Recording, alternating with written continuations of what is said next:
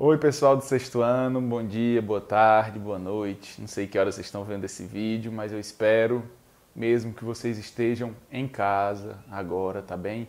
Respeitando nosso período de isolamento social, né? Aquele período em que a gente pode sim estar conversando, encontrando com os amigos, mas não fisicamente, né? A gente está fazendo tudo isso pela internet. É assim que eu estou chegando até vocês, né? Pela internet.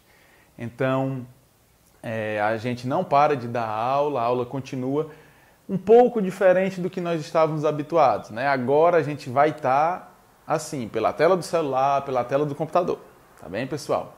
Então, seguindo aquilo que a gente estava falando na última aula, não sei se alguém ainda lembra, que já faz um bom tempo, nós estávamos falando sobre as civilizações de regadio. O que são essas civilizações de regadio, pessoal?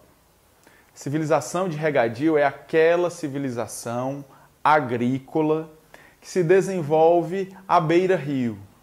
Então, é o primeiro tipo de civilizações que nós encontramos, né, as mais antigas, e elas têm em comum o fato de ocorrerem à beira-rio. Então, precisa-se de rios importantes.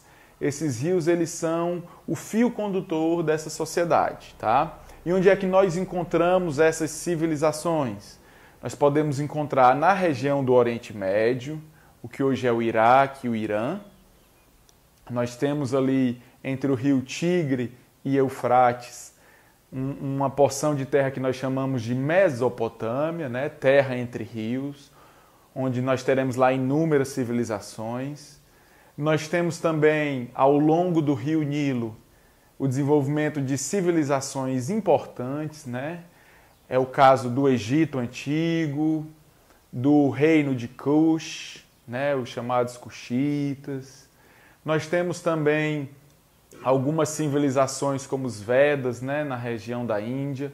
Então, o que tem em comum entre todas essas primeiras civilizações é a manipulação dos rios, a manipulação hidráulica. Por isso, essas civilizações também são chamadas de civilizações de regadio ou civilizações hidráulicas. Tá bem?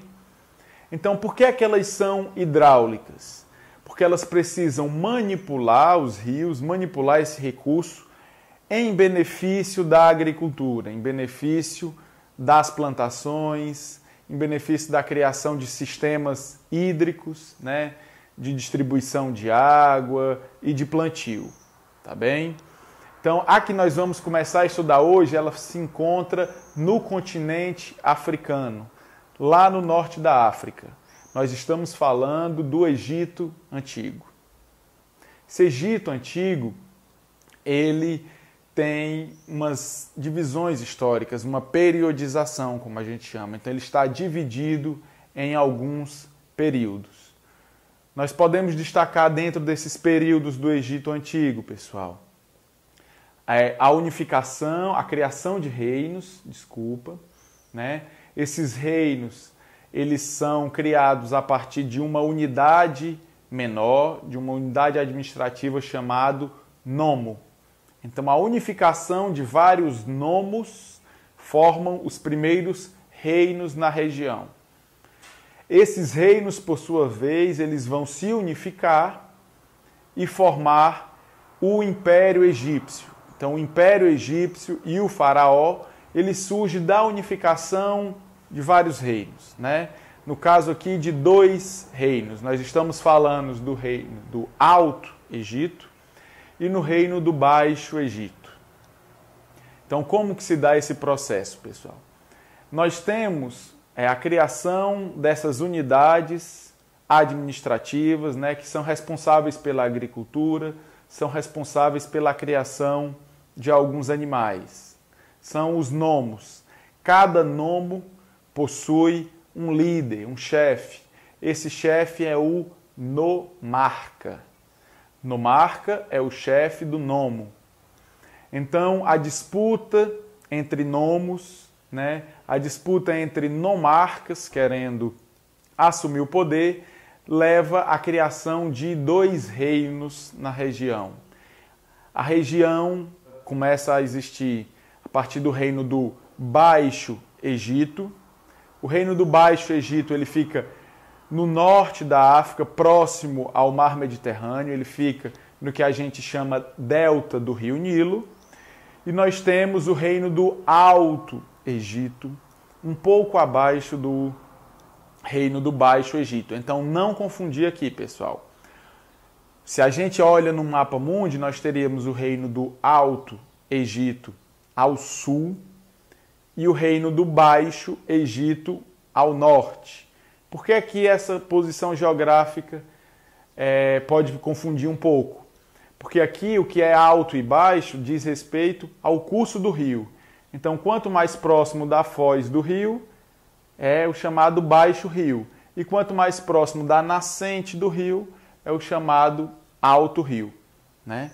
Então, o Alto Egito está perto das nascentes do Rio Nilo e o Baixo Egito está perto da embocadura, está perto do fim desse rio, tá bom? Então, nós temos esses dois reinos e cada reino possui um rei. Esse rei ele é representado por uma coroa, né? Essa coroa branca ou coroa vermelha representando cada um dos reinos. E é só em 3100 a.C. que esses dois reinos vão se unificar em um único império, né? É aí que nós falamos aí no faraó, na figura dessa pessoa que reúne os dois, tá bom? Então, quando a gente fala de faraó, nós não estamos mais falando em Alto e Baixo Egito. Nós já estamos falando no Império Egípcio. Quem que é o primeiro faraó? 3100 a.C. É o Menes. Menes é o responsável pela unificação do Alto e Baixo Egito. Então, a própria figura do faraó ela é caracterizada pela unificação desses dois reinos. Então, nós vamos ver que um faraó ele usa uma dupla coroa. Ele usa a coroa de Alto e de Baixo Egito. Tá claro? Então, é a partir daí que nós falamos desse Império Egípcio. E o Império Egípcio, como é que ele fica dividido na história? Ele fica dividido no Antigo Império, começa em 2800 a.C., né? E aí nós temos um período intermediário, a volta de um Médio Império, um novo período intermediário e aí o Novo Império. Então, a periodização, a divisão histórica do Império Egípcio é em Antigo Império, Médio Império e Novo Império. Lembrando que entre cada período nós temos um chamado período intermediário, tá bom? A transição ela não é contínua. Existe aí uma troca de faraós, uma quebra de dinastia, às vezes a invasão de um povo, que é o que marca essa separação dos impérios, tá bom? E aí, esses impérios, eles agora, né, falando do Antigo Império, ele vai se organizar na figura central, que é a figura do faraó. A partir da aula que vem, nós vamos discutir quem é o faraó, como fica a divisão social e política dentro desse Império Egípcio. Tá bem? Tchau, tchau, pessoal.